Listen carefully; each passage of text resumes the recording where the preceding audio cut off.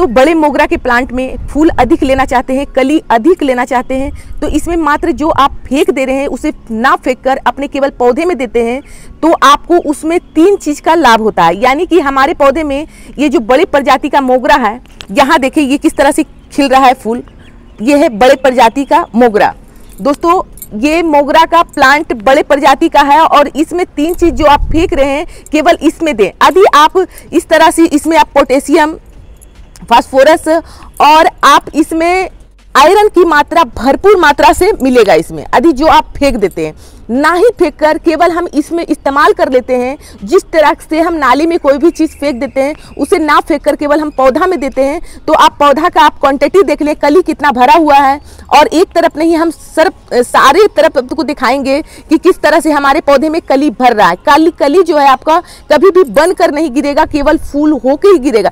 जैसे कि ये फूल बन चुका है और इससे आप यदि आपका इस तरह से फूल खुल नहीं रहा है तो केवल इसमें आप जो फेंक दे रहे हैं, इसका साइज देखें, ये फूलों का साइज देखें, तो इस तरह से हमारा फूल जब साइज छोटा देने लगा था तो हम इसमें जो हम इस्तेमाल करते थे नाली में, वो नाली में इस्तेमाल नहीं करके केवल हम गमले में इस्तेमाल कर रहे हैं, तो उसका रिजल्ट आप देखिए, केवल गुलाब की जैसा हमारा फूल खिल रहा है। वो चीज़ क्या है आइए जानते हैं और समझते हैं कि यदि हम बड़े प्रजाति का मोगरा अपने घर में प्लांट लगाए हुए हैं तो इसमें जो फ्री का हम फेंक देते हैं वो हम डाल दें तो हमारा रिजल्ट आपको मात्र 2 दिन में दिख जाएगा। वो चीज़ क्या है आइए जानते हैं। और ये बड़े प्रजाति का मोगरा है, आपको छोटे प्रजाति का भी मोगरा दिखाते हैं जिसे कहते हैं बेली। ये देखें, इसे कहते हैं बेली और बेली में भी हमारा कहीं से भी किसी भी तरह से कमी नहीं आ रहा है, कली बन रहा है, फूल खिल रहा है। पर इसमें एक चीज आपको करना है, यदि इसमें एक कली है तो इसे हम नहीं हटाएंगे और यहाँ पर देखिए कली बनकर हट गया है, तो इस तरह से आप स्टेम को हटा दें। इसे हटाएंगे फिर से आपका नया नया ब्रांच आएगा, नया नया कली बनेगा। यानी कि पूरी जो ये गर्मी चल रहा है, पूरी गर्मी और पूरी बरसात इसमें फूल आपको आता रहेगा, कली बनता रहेगा। और ये बहुत ही जो साइज है, साइजों में इसका बढ़वार होगा। और ये मिट्टी जो है, ये मिट्टी हमारा इस तरह से जो फट चुका है, आप देखिए मिट्टी हमारा ये फट चुका है। एक समय पानी दिए और दूसरे समय हम पानी नहीं दिए, क्योंकि इसमें हमें दवा डालना था और दवा आपको डालकर दिखाना था कि किस प्रकार से हम दवा को डालते हैं। तो दोस्तों ये आपके सामने रहा एक चीज जिसे हम नाली में फेंक देते हैं। इसे नहीं फेंक कर केवल आप मोगरा के प्लांट में, बड़े प्रजाति का मोगरा के प्लांट में या आप छोटे प्रजाति का मोगरा के प्लांट में यदि आप इस तरह से देते हैं तो आप देख सकते हैं किस तरह से हमारे पौधे में कली ही कली बन रहा है। और ये शाम के समय जो आपको ये दिख रहा है सामने वाला कली, ये शाम के समय सारे हमारा खिल जाएगा, क्योंकि मोगरा का प्लांट जो होता है वो शाम के समय में इसका खिलने का समय होता है। और जब शाम के समय अपने बगिया में घूमेंगे तो इसका खुशबू जो है बहुत ही मनमोहक होता है, बहुत ही अच्छा लगता है। ये आपका मोगरा का प्लांट जिसे बेली भी कहते हैं और कुछ लोग बेला भी कहते हैं। तो दोस्तों इस तरह से यदि हम इसका केवल जानकारी जान जाएं, ये जो हमारे हाथ में आप जो देख रहे हैं, ये हम क्या चीज़ फेंक देते हैं, ये है चाय। घर का जो चाय बना हुआ है इसे फेंकना नहीं है, करना क्या है, आपको अच्छे से धो लेना है। धोने के बाद 2-4 पानी से धोकर, और इसे यदि आप अदरक से बना रहे हैं चाय या इलायची से बना रहे हैं तो अच्छे से धोकर इसे चून कर फेंक दें और आप धूप में इसे अच्छे से सुखा लें। इसमें 3 चीज आपको क्या क्या मिलेगा, नाइट्रोजन की मात्रा भरपूर मात्रा से मिलेगा, फास्फोरस मिलेगा और इसमें पोटेशियम भी मिलेगा। तो इस तरह से मोगरा के प्लांट जो 3 चीज है इससे बहुत ही अच्छा लगता है, जिसके कारण से ये समझिए तो ये नेचुरली घर का खाद है। यदि इस तरह से आप देते हैं तो आपके पूरी बरसात तक इसमें फूल आता रहेगा इस तरह से। और ये हमारा जो आप देख रहे हैं ये बहुत ही पुराना पौधा है और पुराना पौधा को इस तरह से केवल नेचुरली खाद से हम इसे देख सकते हैं कि कितना अच्छा से इसे कली ही कली मात्र बन रहा है। और ये हम जानते हैं कि इसमें पूरी जो गर्मी है, पूरी बरसात है, इसमें फूल देगा। तो दोस्तों इस तरह से हमें क्या करना है, और ये जो देख रहे हैं आपको इस तरह से डालना है, साइड से इस तरह से 2 चम्मच आप 15-15 दिनों में इसमें डाल दें। एक चीज और आपको बताने वाले हैं, वो चीज क्या है, ये देखिए हमारे हाथों में नींबू है।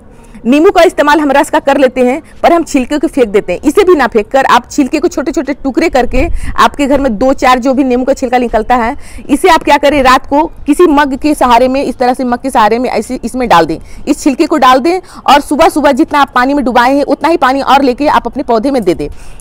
तीसरा आपको बता रहे हैं, जो ये हमारे हाथों में है, आपको जैसा लग रहा है सोनेली कलर का, ये है, ये भी आपका संतरा का बना हुआ है। आपको संतरा का बायो एंजाइम दिखाते हैं कि किस तरह से हम बनाकर अपने पौधे में हम डालते हैं।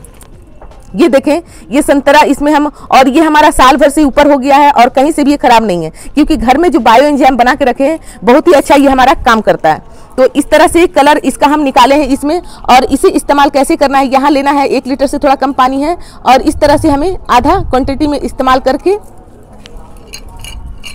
इस तरह से इस्तेमाल करना है हमें। और ये भी देना है हमें 15-15 दिनों में। इस तरह से अपने पौधा में दे दें। देने के बाद आपको करना क्या है, अभी इस तरह से हमारा फूल सूख चुका है इस जगह में, तो आपको यहाँ से हटाना है क्योंकि इस जगह में फिर से आपको लेना है। तो इस तरह से कट कर दें।